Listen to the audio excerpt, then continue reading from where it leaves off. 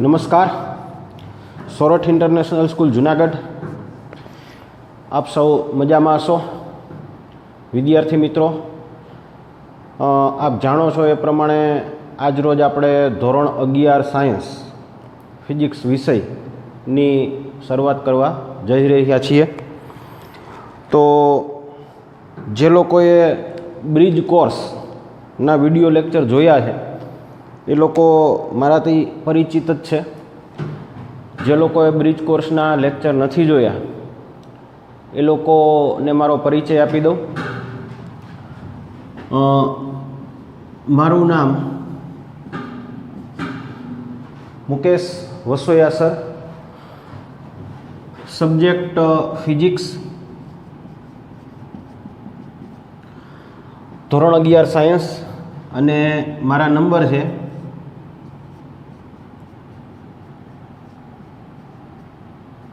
आ mobile number है। तो आ mobile number आप नोंधी लेशो। लेक्चर में जे कई भणाववामां आवे एमां तमने कई मुश्केली होय, कोई पण टॉपिक न समजाय तो आ नंबर पर तमे व्हाट्सएप मैसेज करी सको छो अथवा मने कॉल पण करी सको छो। तो आ नंबर विद्यार्थी मित्रों बधा नोंधी लेशो। हवे आपणे आज रोज धोरण 11 सायन्स फिजिक्स विषयनी शरूआत करवा जई रह्या छीए। तो पहला हूँ तमने भौतिक विज्ञान विषे थोड़ीक टूंकमां माहिती आपी दऊं के जे फिजिक्स विषय है, फिजिक्स विषय है एनी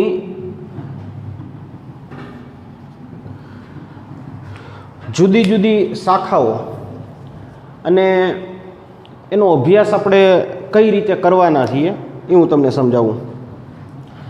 तो फिजिक्स विषय है एमां एक धोरण 11 एनु फिजिक्स छे अने बीजू धोरण 12 एनु फिजिक्स छे।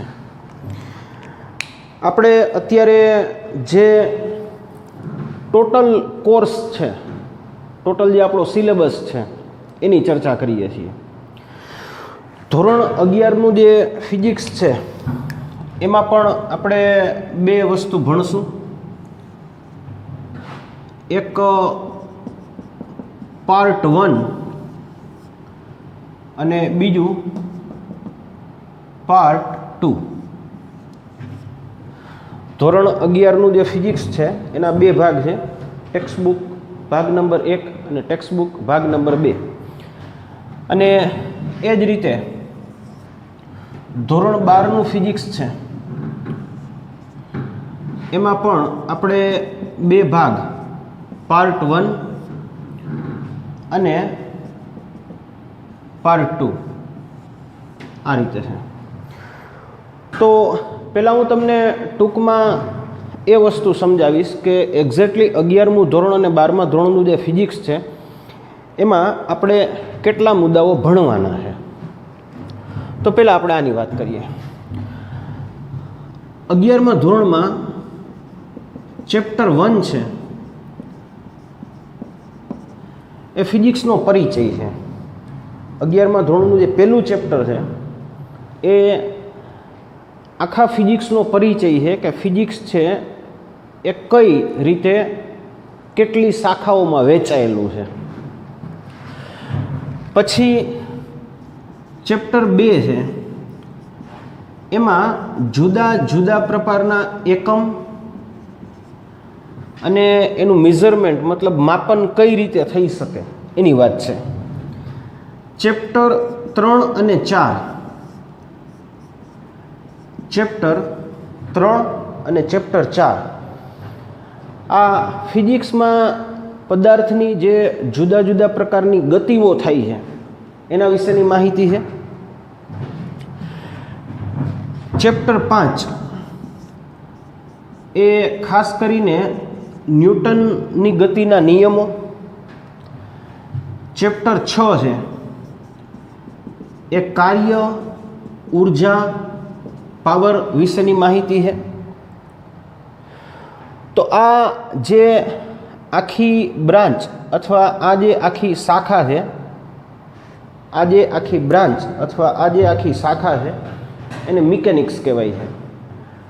આટલું તમે જે કાંઈ ભણશો આ બ્રાન્ચ અથવા શાખા જે છે એને મિકેનિક્સ કહેવાય છે. પછી આગળ ચેપ્ટર 7 છે. ચેપ્ટર 7 આ છે ગુરુત્વાકર્ષણ, અને ચેપ્ટર 8 છે એ છે રોટેશન, વર્તુળાકાર ગતિ અથવા ચાક ગતિ. આ જુદા જુદા ચેપ્ટર આપણે એક પછી એક ભણશું. પછી ફિઝિક્સનો જે બીજો ભાગ છે, ફિઝિક્સનો બીજો ભાગ, એમાં ચેપ્ટર 9 જે છે એ ઘન અવસ્થા વિશેની માહિતી છે. તમે જાણો છો કે પદાર્થની 3 અવસ્થા છે, ઘન, પ્રવાહી અને વાયુ. પછી ચેપ્ટર 10 છે એમાં તરલ. તરલ એટલે ફ્લુઇડ, જેનું વહન થઈ શકે એને ફ્લુઇડ કહેવાય, તરલ. તરલના પાછા 2 ભાગ પડશે. તરલના 2 ભાગ પડશે, એક વાયુ સ્વરૂપનું તરલ અને એક પ્રવાહી સ્વરૂપનું તરલ. તો આ તરલની વાત થઈ. પછી ત્યાર પછીનો જે ભાગ છે ચેપ્ટર 11, 12 અને 13, આ જે આખો ભાગ છે આ ભાગમાં જુદા જુદા પ્રકારનો ગતિવાદ, વાયુની અવસ્થા, ઉષ્મીય અવસ્થા અને થર્મોડાયનેમિક્સ, મતલબ આ ત્રણેય ચેપ્ટર જે છે એ તાપમાનને આધારે વાયુ અવસ્થામાં થતા ફેરફારો, વાયુની ગતિ કઈ રીતે થઈ, કોઈ પણ પદાર્થ ઉષ્મા ઉર્જાનું વહન કઈ રીતે કરતું હોય છે, તાપમાન આધારિત જે કાંઈ ફેરફારો છે થર્મોડાયનેમિક્સ એને કહેવાય છે. પછી 14 અને 15 આ 2 ચેપ્ટર છે એ છે દોલનો અને તરંગો. 14 અને 15મું ચેપ્ટર છે એ દોલનો અને તરંગો. આ મેં તમને 11મા ધોરણમાં જે કાંઈ ભણવાના છીએ એનો તમને ટૂંકમાં પરિચય આપ્યો. 12મું ધોરણ જે છે એમાં ભાગ 1, એમાં 1, 2 અને 3 ચેપ્ટર છે. આ આખો ઇલેક્ટ્રિસિટીનો અભ્યાસ છે. 12મા ધોરણમાં ભાગ 1 એમાં 1, 2, 3 ચેપ્ટર છે એ વિદ્યુતીય પરિપથો કઈ રીતે હોય, એના પછી 2 ભાગ પાડશું, એસી અને ડીસી, એના વિશેની માહિતી છે. ચેપ્ટર 4 અને 5 આ જે માહિતી છે એ ચુંબકત્વની છે.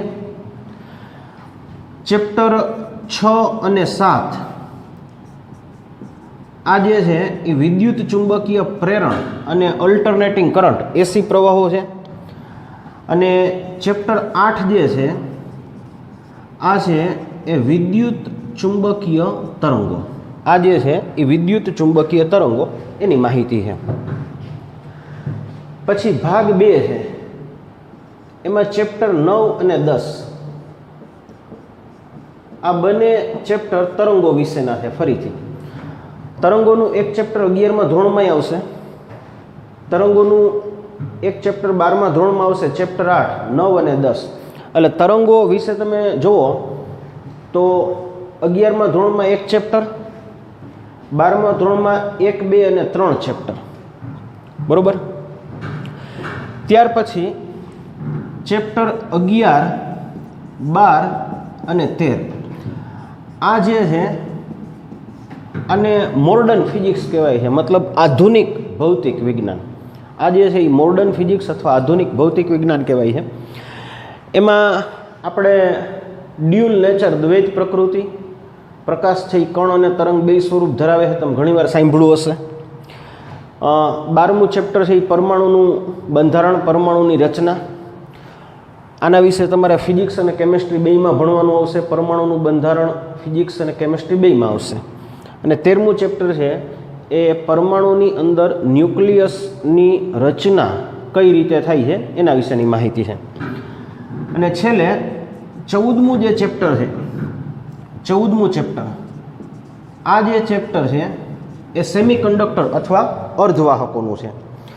તો આ મેં તમને જે 11મું ધોરણ અને 12મું ધોરણ એમાં ફિઝિક્સ વિષયમાં તમારે કેટલા ટોપિક ભણવાના છે એની મેં તમને ટૂંકમાં માહિતી આપી છે.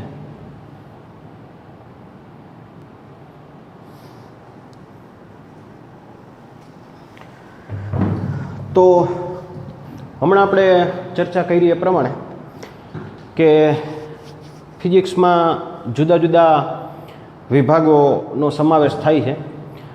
હવે આમાં તમે જે લાસ્ટ લેક્ચર જોયો સાધવાણી સાહેબનો, તો એમણે ચેપ્ટર 2 એકમ અને માપન પદ્ધતિની શરૂઆત કરેલી છે. આપણે ચેપ્ટર 3ની શરૂઆત કરીશું, સુરેખ પથ પર ગતિ. હવે ઘણા વિદ્યાર્થીઓનો પ્રશ્ન થશે કે ચેપ્ટર 1થી શરૂઆત કેમ ના થઈ? તો એનો જવાબ આપું કે ચેપ્ટર 1 જે છે ને એ આખા ભૌતિક વિજ્ઞાનનો પરિચય છે. એટલે ચેપ્ટર 1 આપણે 100% ભણશું, પણ અત્યારે નહીં ભણીએ. કારણ કે ચેપ્ટર 1 ભણવા માટે ફિઝિક્સના પહેલાં તમારે પાયાના સિદ્ધાંતો સમજવા ખૂબ જરૂરી છે. એટલે ઘણા વિદ્યાર્થીઓનો પ્રશ્ન થશે કે સામાન્ય રીતે કોઈ પણ વિષય જે છે એ ચેપ્ટર 1થી ભણવાની શરૂઆત થતી હોય છે, પણ આપણે ફિઝિક્સ જે સબ્જેક્ટ છે એ ચેપ્ટર 1 પછીથી ભણશું. ચેપ્ટર 1 ભણશું 100%, પણ અત્યારે ભણવાનું નથી. તો આપણે જે ચેપ્ટરની શરૂઆત કરશું આ જે છે એ સુરેખ પથ પર ગતિ. હવે ફિઝિક્સ ભણતા પહેલાં હું તમને થોડીક વસ્તુ સમજાવી દઉં કે આપણી પાસે જે ફિઝિક્સની ટેક્સ્ટબુક છે, પાઠ્યપુસ્તક છે, એને આપણે બે રીતે સમજવાનું છે. એક, એમાં અમુક મુદ્દાઓ એવા છે કે જે આપણે માત્ર સમજવાના છે, અને અમુક મુદ્દાઓ એવા છે કે જે તમારે સમજી અને યાદ પણ રાખવાના છે. તો અહીંયા જમણી બાજુ અહીંયા મેં લખેલું છે કે અહીંયા હું જે કાંઈ લખું છું આ બધી વસ્તુ તમારે નોટબુકમાં લખવાની છે. અહીંયા સૂચના છે આ જે કાંઈ છે એ તમારે નોટબુકમાં લખવાનું છે. અને અહીંયા મેં જે કાંઈ લખ્યું છે આ તમારે માત્ર સમજવાનું છે, આ લખવાનું. 3 હું આજે શરૂ કરું છું, તો એ સાહેબ પણ તમને જે સૂચના આપે કે આ બુકમાં લખી લેજો. અમુક વસ્તુ ખૂબ જ અગત્યની હોય છે, અમુક વસ્તુ એવી છે કે જે આપણે ભણીએ છીએ 11મા ધોરણમાં, પણ એ 11મા ધોરણમાં ઉપયોગી હોય, 12મા ધોરણમાં ઉપયોગી હોય, 12મા ધોરણ ઉપરાંત તમે કોલેજમાં જ્યારે અભ્યાસ કરો ત્યારે પણ એની ઉપયોગીતા આવતી હોય છે. તો એ વસ્તુ તમારે ખાસ થ્રુ આઉટ યાદ. જેમ કે હું તમને એક સાદું ઉદાહરણ આપું કે તમે 4થું અથવા 5મું ધોરણ ભણ્યા હોય, તો 4થા અથવા 5મા ધોરણમાં તમને એવું કહેવામાં આવ્યું હોય કે 1 મીટર બરાબર 100 સેન્ટીમીટર. હવે માની લ્યો 4થા અથવા 5મા ધોરણમાં તમે ભણ્યા છો કે 1 મીટર બરાબર 100 સેન્ટીમીટર, તો એ જ્યાં સુધી તમારો અભ્યાસ ચાલુ રહેશે ત્યાં સુધી 8મામાં, 9મામાં, 10મું, 11, 12 કોલેજ બધે ઉપયોગી થશે. તો આવી જ રીતે અમુક પાયાના મુદ્દાઓ એવા છે કે જે તમે ભણશો 11મામાં, પણ એ 11મામાં ઉપયોગી છે, 12મામાં ઉપયોગી છે, ઇવન જ્યારે તમે કોલેજમાં ભણો એન્જિનિયરિંગમાં ખાસ કરીને, તો એમાં પણ ઉપયોગી થતા હોય છે. તો આ એક મુદ્દાઓ ધ્યાનમાં રાખવાના. એટલે અહીંયા જે મેં આ સૂચના લખી છે કે આ બધી માહિતી તમારે બુકમાં લખવાની છે, આ ખાસ તમે લખી લેજો. બીજી વસ્તુ કે આપણે જે ચેપ્ટરની શરૂઆત કરીએ છીએ એને અંગ્રેજીમાં કહેવાય છે motion in A straight line. હવે તમારે થોડાક અંગ્રેજી શબ્દની પણ પ્રેક્ટિસ કરવાની છે. એ એટલા માટે કે જ્યારે તમે કોલેજમાં ભણશો 11-12 પૂરું કરીને, તો એમાં ઇંગ્લિશ મીડિયમ જ આવવાનું છે. અત્યારે તમારું મીડિયમ કોઈ પણ હોય, ગુજરાતી મીડિયમ હોય કે ઇંગ્લિશ મીડિયમ, પણ જ્યારે તમે કોલેજમાં ભણશો એન્જિનિયરિંગ, મેડિકલ, BSc કોઈ પણ, તો એ ઇંગ્લિશ મીડિયમમાં જ આવવાનું છે. તો આપણે એવું નથી કહેતા કે આ બધી વસ્તુ તમારે ઇંગ્લિશમાં યાદ રાખવાની છે, પણ ખાસ કરીને એના શબ્દ છે એ તમારે સમજવાના છે. તો એના માટે હું તમને સમજાવું. ગતિ છે, ગતિ એને અંગ્રેજીમાં કહેવાય મોશન. ગતિને અંગ્રેજીમાં શું કહેવાય? મોશન. સ્ટ્રેટ એટલે સીધું, સ્ટ્રેટ એટલે સીધું, અને લાઈન એટલે રેખા અથવા પથ. તો સુરેખ પથ પર ગતિ એને આપણે આ રીતે કહેશું, motion in A straight line, મતલબ સુરેખ પથ પર થતી ગતિ. તો આપણે પહેલો પ્રશ્ન એ થાય કે ગતિ જે છે એ એક્ઝેક્ટલી શું છે? તો જો ફિઝિક્સ જે સબ્જેક્ટ છે, ફિઝિક્સ જે વિષય છે, એમાં આપણી આસપાસ ઘણી બધી ઘટનાઓ બનતી હોય છે. દાખલા તરીકે હું તમને થોડાક એના ઉદાહરણ આપું કે વરસાદ પડે છે. તો વરસાદ પડે છે આ કુદરતી ઘટના થઈ. વરસાદ પડે છે આ કુદરતી ઘટના થઈ. પછી આપણે સૂર્યનું જુદા જુદા સમયે અવલોકન કરીએ, સવારે, બપોરે, સાંજે, આ પણ કુદરતી ઘટના થઈ. સૂર્યપ્રકાશ પૃથ્વી ઉપર આવે છે, આ પણ કુદરતી ઘટના થઈ. નદીઓમાંથી વહેતું પાણી, સમુદ્રના મોજાઓ, પવન, આ પણ બધી કેવી ઘટનાઓ છે? કુદરતી ઘટના. કુદરતી ઘટનાનો સિમ્પલ મતલબ એવો સમજો કે જે ઘટના આપણા કંટ્રોલમાં નથી, જે આપણા હાથમાં નથી. ધારો કે આપણી ઈચ્છા હોય કે વરસાદ પડે કે ન પડે, એમાં આપણું કાંઈ ના ચાલે. તો નદીઓનો પ્રવાહ, સમુદ્રની ગતિ, પવન, આ બધી વસ્તુઓ જે છે એ કુદરતી ઘટના છે. એની સામે અમુક ઘટનાઓ એવી છે કે જેને માનવ સર્જિત કહેવાય, આર્ટિફિશિયલ, અંગ્રેજીમાં આર્ટિફિશિયલ અથવા કૃત્રિમ. જેમ કે એક પંખો ચાલુ રાખવો કે બંધ રાખવો એ આપણા હાથની વાત છે. એક ટ્યુબલાઇટ ચાલુ રાખવી કે બંધ રાખવી એ આપણા હાથની વાત છે. એક કારની ગતિ, કોઈ પણ વાહનની ગતિ એ કરવી કે ન કરવી એ આપણા હાથની વાત છે. બરાબર? તો આ બધી જે ઘટનાઓ છે એ ઘટનાઓને માનવ સર્જિત અથવા કહેવાય કૃત્રિમ. હવે જ્યારે તમે આવી બધી ઘટનાઓનું અવલોકન કરતા હોય ત્યારે એક એમાં વસ્તુ શું ધ્યાનમાં લેતા હોય તો કે જ્યારે તમે આવી બધી ઘટનાઓનું અવલોકન કરતા હોય ત્યારે તમે કોઈકને કોઈક પ્રકારની ગતિની વાત કરતા હોય. જેમ કે કોઈ પણ વ્યક્તિ ચાલે છે અથવા કોઈ પણ વ્યક્તિ દોડે છે. કોઈ પણ વ્યક્તિ ચાલે છે અથવા દોડે છે તો એક પ્રકારની ગતિ થઈ. આપણા શરીરમાં જે ધમની અને શિરાઓ છે એમાં લોહીનું પરિભ્રમણ થાય છે, એ કુદરતી છે. લોહીનું પરિભ્રમણ થવું એ કુદરતી છે. પછી વાહનો અથવા વિમાન, કાર, બસ, ટ્રક, ટ્રેન, વિમાન, આ બધી ગતિ થતી હોય છે, આ કૃત્રિમ છે. ફરીથી હું કહું છું, લોહીનું પરિભ્રમણ આ કુદરતી ઘટના છે. ચાલવું અથવા દોડવું એ આપણી ઈચ્છાની વાત છે. વાહનો અથવા વિમાનની ગતિ એ આપણા કંટ્રોલમાં છે.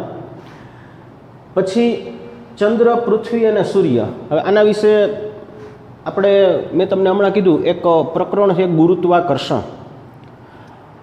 આપણા સિલેબસમાં જ છે ગુરુત્વાકર્ષણ. તો ગુરુત્વાકર્ષણ આખું ચેપ્ટર છે, એના વિશે વધારે માહિતી ત્યારે આપણે ભણશું.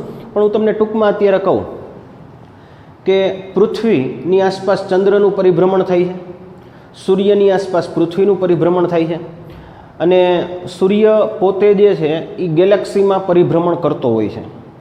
તો ચંદ્ર, પૃથ્વી, સૂર્ય, આના સિવાય જેમ કે તમે 10મા ધોરણમાં સોલાર સિસ્ટમ ભણ્યા છો, સૂર્યમંડળ, તો એમાં પૃથ્વી સિવાય જેમ કે મંગળ છે, બુધ, શુક્ર, ગુરુ, આ બધાય ગ્રહો વિશે તમે માહિતી મેળવી છે. બરાબર? તો આ આખું જે ભૌતિક વિજ્ઞાન છે એ ખગોળશાસ્ત્ર અને ગુરુત્વાકર્ષણ આ બે વસ્તુ ઉપર આધારિત છે. આપણે જ્યારે ગુરુત્વાકર્ષણનું ચેપ્ટર ભણશું તો એમાં આના વિશે વધુ ડિટેલમાં અભ્યાસ કરશું. હવે આ ચેપ્ટરમાં, ચેપ્ટર 3, એમાં આપણે માત્ર એક જ મુદ્દો ધ્યાનમાં લેવાનો છે, સુરેખ પથ પર થતી ગતિ. જેમ કે હું તમને એનું ઉદાહરણ આપું.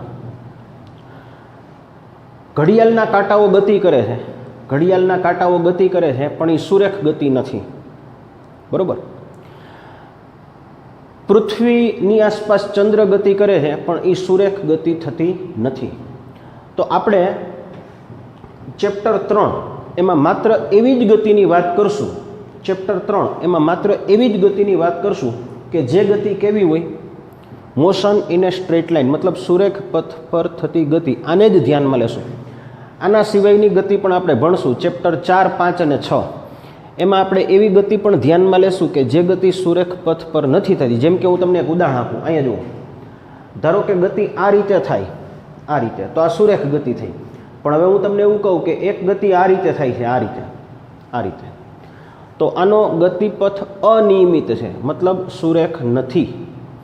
તો આપણે જ્યારે 4થું, 5મું, 6થું ચેપ્ટર ભણશું તો એમાં એવી ગતિને પણ ધ્યાનમાં લેશું કે જે સુરેખ પથ પર નથી થતી.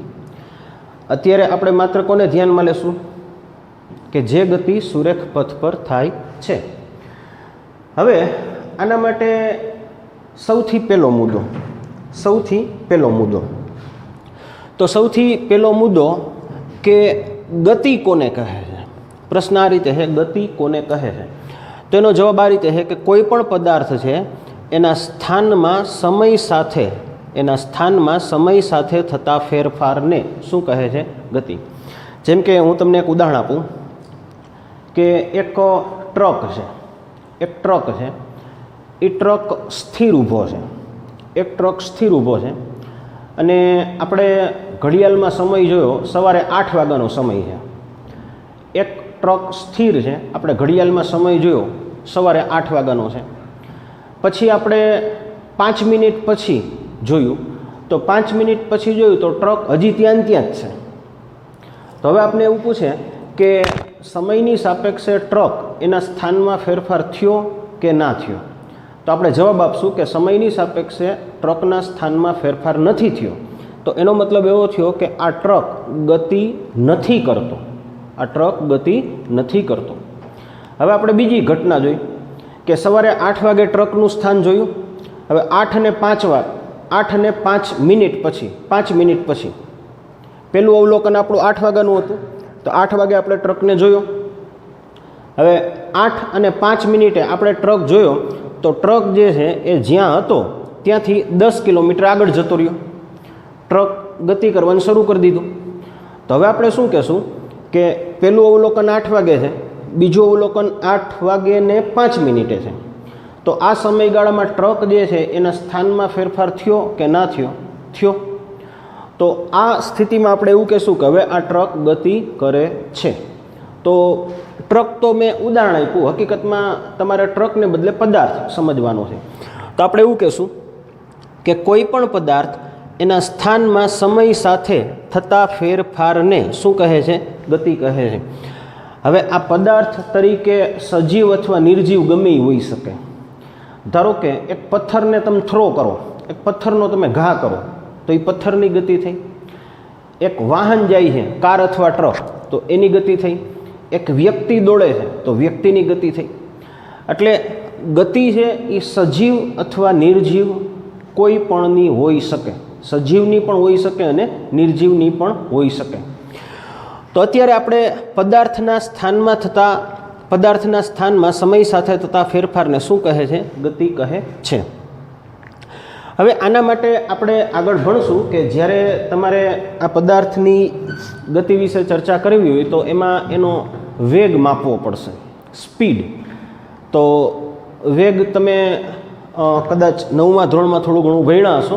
અહીંયા પણ આપણે ફરીથી ભણશું કે જ્યારે પદાર્થ ગતિ કરે તો એની સ્પીડ કેટલી હોય, એની ઝડપ કેટલી હોય, તો એના વિશે પણ આપણે ભણશું. પછી બીજું, કણ એટલે શું? કણને અંગ્રેજીમાં કહેવાય પાર્ટિકલ. કણ જે છે, એને અંગ્રેજીમાં કહેવાય પાર્ટિકલ. તો એના માટે પહેલાં હું એક વસ્તુ તમને સમજાવું. પરિમાણ અથવા સાઇઝ. પરિમાણ, ધ્યાન રાખો, પરિણામ નથી. પરિણામ એટલે રિઝલ્ટ. આ છે પરિમાણ મતલબ સાઇઝ. તો ધારો કે હું તમને એવું કહું, એક નાનો કાંકરો છે, તો આપણે કહેશું કે એની સાઇઝ ઓછી છે, બરાબર. એક પથ્થર છે, મોટો પથ્થર, શિલા છે, તો એની સાઇઝ કેવી છે? વધારે છે. તો સાઇઝ જે અંગ્રેજીનો શબ્દ છે એને ફિઝિક્સની ભાષામાં શું કહેવાય છે? પરિમાણ. સાઇઝ જે છે એને ફિઝિક્સની ભાષામાં કહેવાય છે પરિમાણ. તો પરિમાણ ઘણી રીતે માપી શકાય. લંબાઈ, પહોળાઈ, ઊંચાઈ. ધારો કે વર્તુળ છે તો વર્તુળની ત્રિજ્યા કેટલી છે, વર્તુળનો વ્યાસ કેટલો છે. કોઈ નળાકાર છે તો નળાકારની ત્રિજ્યા કેટલી છે, નળાકારની લેન્થ કેટલી છે. બરાબર. તો પરિમાણ ઘણી બધી રીતે માપી શકાય. લંબાઈ, પહોળાઈ, ઊંચાઈ, ત્રિજ્યા ઘણી બધી રીતે માપી શકાય. સાદી ભાષામાં અતિશય ઓછું પરિમાણ એટલે સૂક્ષ્મ સાઇઝ કહેવાય અને વધુ પરિમાણ એટલે મોટી સાઇઝ કહેવાય. તો હવે આપણે એવું પૂછવામાં આવ્યું કે કણ એટલે શું? કણ મતલબ પાર્ટિકલ. તો આને સમજો કે જ્યારે પદાર્થનું પરિમાણ એ પદાર્થે કાપેલા અંતરની સરખામણીમાં, કોની સરખામણીમાં? અંતરની સરખામણીમાં ખૂબ જ નાનું હોય. જ્યારે પદાર્થનું પરિમાણ એ પદાર્થે કાપેલા અંતરની સરખામણીમાં ખૂબ જ નાનું હોય તો આવો જે પદાર્થ છે એને બિંદુવત અથવા સૂક્ષ્મ પાર્ટિકલ, કણ તરીકે ગણી શકાય. હવે આને હું તમને એક ઉદાહરણ દ્વારા સમજાવું. જુઓ, ધ્યાનથી જોજો. ધારો કે હું તમને એવું કહું કે આ એક બસ છે, બરાબર. હવે તમને એવું પૂછવામાં આવ્યું કે બસની લંબાઈ કેટલી? કોઈ પણ બસ છે એની લંબાઈ કેટલી? તો આપણે એવું કીધું કે બસની જે લંબાઈ છે એ 15 મીટર છે. બસની લંબાઈ કેટલી છે? 15 મીટર, બરાબર. હવે બસ એક જગ્યાએથી બીજી જગ્યાએ ગઈ અને બસ દ્વારા કપાયેલું અંતર એ 8 કિલોમીટર છે. બસ અહીંથી અહીંયા પહોંચી, કેટલું અંતર કાપ્યું? 8 કિલોમીટર. 8 કિલોમીટર એટલે શું થાય? 8000 મીટર થાય. ખબર છે ને? તો 1 કિલોમીટર એટલે 1000 મીટર થાય. તો 8 કિલોમીટર એટલે 8000 મીટર થાય. હવે તમને એવું પૂછ્યું કે આ બસ કેટલું અંતર કાપે છે? 8000 મીટર. બસની પોતાની સાઇઝ અથવા પોતાનું પરિમાણ શું છે? તો કે 15 મીટર. તો આની સાપેક્ષે આ અતિશય ઓછું છે. તો હવે આપણે આ બસ જે છે એને કણ તરીકે ગણી શકીએ. હકીકતમાં બસ છે એ કણ છે નહીં, પણ ફિઝિક્સમાં તમે એને ખાલી સમજવા માટે, ધારો કે વાસ્તવિક રીતે તો તમને ખબર છે કે બસ જે છે એની લંબાઈ, પહોળાઈ, ઊંચાઈ એટલે પરિમાણ વધારે હોય છે, પણ જ્યારે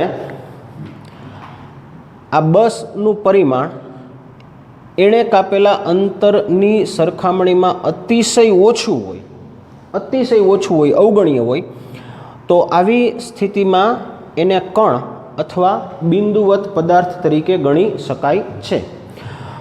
તો આ બધુંય માત્ર સમજવાનું છે, આ કાંઈ યાદ નથી રાખવાનું. અહીંયા મેં જે કાંઈ લખ્યું છે આ નોટબુકમાં લખી લેજો, આ તમારે યાદ રાખવાનું છે. તો આટલું તમે નોટબુકમાં લખી લ્યો.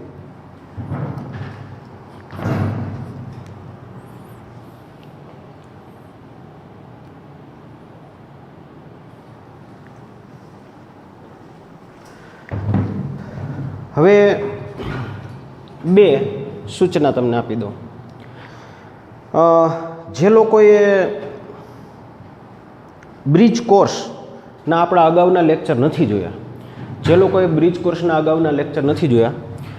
એ લોકો યુટ્યુબ પર મુકેશ વસોયા આ યુટ્યુબની ચેનલ છે, તો આ ચેનલ સર્ચ કરી અને એમાં બ્રિજ કોર્સના લેક્ચર નંબર 1 થી 6 જોઈ લેજો.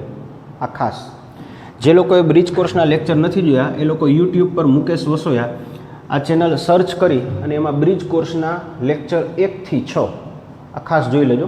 એમાં એક પ્લે લિસ્ટ છે અને આખી સિક્વન્સ છે, તો આ એક લેક્ચર જોઈ લેજો. પછી બીજી વસ્તુ કે હું તમને શરૂઆતમાં દરેક લેક્ચરમાં 1-2 પ્રશ્ન પૂછીશ. આ પ્રશ્નનો જવાબ તમારે મને વોટ્સએપમાં મોકલવાનો છે.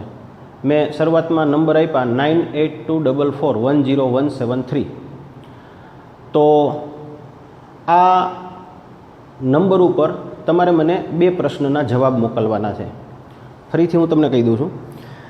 યુટ્યુબ પર મેં અહીંયા ચેનલનું નામ લખ્યું, એ સર્ચ કરજો. એ ચેનલ સબસ્ક્રાઈબ પણ કરી લેજો. એમાં સબસ્ક્રાઈબનો એક ઓપ્શન આવશે, એ ચેનલ સબસ્ક્રાઈબ પણ કરી લેજો. અને એમાં બ્રિજ કોર્સના વિડીયો લેક્ચર છે એ જોજો. આજે હું તમને 2 પ્રશ્ન પૂછું છું. પહેલો પ્રશ્ન છે 1 કિલો બરાબર ખાલી જગ્યા, આનો જવાબ તમારે મને આપવાનો છે. અને બીજું છે કે 10⁸ માઇક્રોમીટર, આ માઇક્રોમીટર છે, બરાબર ખાલી જગ્યા નેનોમીટર. આ 2 પ્રશ્નના જવાબ તમારી રીતે ગણી અને મને વોટ્સએપમાં મોકલવાના છે. આનો જવાબ શું આવે છે એ હું તમને નેક્સ્ટ લેક્ચરમાં જણાવીશ. તમારે તમારી રીતે કોઈની મદદ નથી લેવાની. તમારા ઘરમાં તમારા વડીલો હોય, ઘરમાં કોઈ, એને કોઈને કંઈ પૂછવાનું નથી, તમારા મિત્રોને કોઈને કંઈ પૂછવાનું નથી. પ્રામાણિકતાથી તમારી રીતે આ 2 પ્રશ્નના જવાબ તમારે મને મોકલવાના છે વોટ્સએપ ઉપર.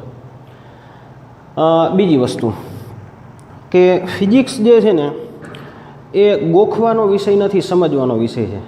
આજે તો હજી મેં તમને પ્રાઇમરી ખાલી આ ચેપ્ટરનું ઇન્ટ્રોડક્શન જ કીધું છે. હજી આ ચેપ્ટર આપણે ડિટેલમાં ભણશું. તો જેમ જેમ તમે ફિઝિક્સ આગળ ભણશો એમ એમ તમને ખૂબ જ મજા આવશે. ફિઝિક્સ છે એ ખૂબ જ ઇન્ટરેસ્ટિંગ સબ્જેક્ટ છે, ખૂબ જ રસપ્રદ વિષય છે. અને ફિઝિક્સમાં તમને ભણવાની, સમજવાની ખૂબ જ મજા આવશે. અને ખાસ કરીને જ્યારે એક્ઝામ્પલ, દાખલાઓ ચાલુ થશે ત્યારે બહુ મજા આવશે. શરૂઆતમાં આપણે 1-2 ચેપ્ટર થિયરીના છે. શરૂઆતમાં 1-2-3 લેક્ચર માત્ર થિયરી આવશે. પછી જ્યારે દાખલા ચાલુ થશે ત્યારે તમને ભણવાની ખૂબ જ મજા આવશે. આજે તમારે હોમવર્કમાં કાંઈ નથી કરવાનું. પછી 2-4 લેક્ચર થશે પછી હું તમને હોમવર્ક પણ આપીશ કે અમુક વસ્તુ તમારે જાતે લખવાની છે. અત્યારે હું 2 સૂચના આપું છું. પહેલું, અહીંયા મેં જે લખેલું હતું થોડીક વાર પહેલાં એ એક નોટબુકમાં લખી લેજો. અને આ 2 પ્રશ્નોનો જવાબ તમારે વોટ્સએપમાં મને લખીને મોકલવાનો છે. બરાબર? એ સાચું છે ખોટું છે એ આપણે નેક્સ્ટ લેક્ચરમાં જોઈ લેશું. બરાબર? તો આશા રાખું છું કે આજે આપણે બધાને ખૂબ જ મજા આવી હશે. હજી આપણે ચેપ્ટર 3નું માત્ર ઇન્ટ્રોડક્શન ભણ્યા છીએ. રિયલ ભણવાનું આપણે નેક્સ્ટ લેક્ચરથી શરૂ કરશું. તો આશા રાખું કે આપને બધાને મજા આવી હશે. ખૂબ ખૂબ આભાર.